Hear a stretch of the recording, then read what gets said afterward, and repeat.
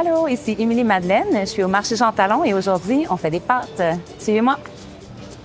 J'adore venir au marché Jean Talon. Je m'inspire pour toutes mes recettes. Donc, je viens ici tôt le matin, je regarde qu'est-ce qu'il y a disponible. Donc là, on a les capres. On y va avec des anchois. Ça, c'est le cheat code pour la puttanesca. Juste besoin d'une bonne gousse d'ail. Ici, on est à la ferme des Moissons. Nous sommes producteurs d'ail, moi puis ma conjointe. Ça dure depuis 3 générations et vous allez pouvoir vous régaler. Merci.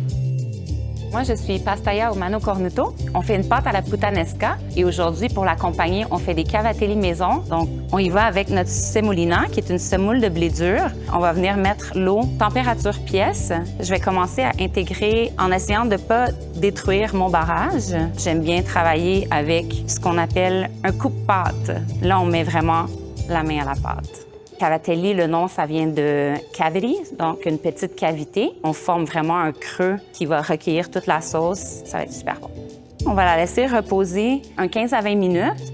Là, j'ai une planche à gnocchi ou une planche à cavatelli. Si vous n'en avez pas à la maison, une fourchette. Puis je vais faire des boules environ cette grosseur. Oups. Et on les roule comme un petit C avec le pouce. Donc, la cavité qu'on disait tantôt qui va recueillir la sauce, c'est facile comme ça.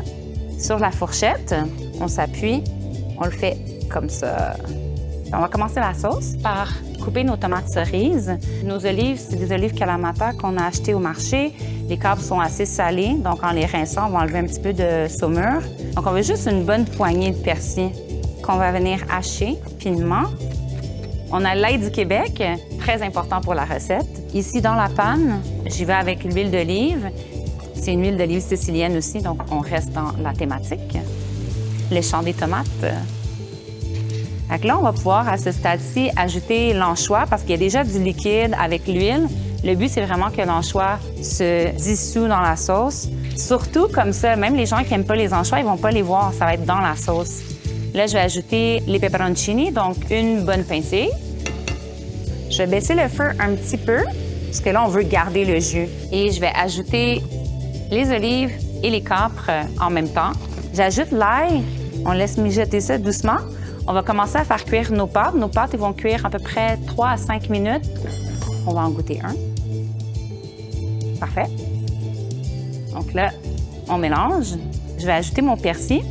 On met ça dans l'assiette avec un petit peu d'huile d'olive. Et voilà, cavatelli à la puttanesca. C'est prêt. Bon appétit!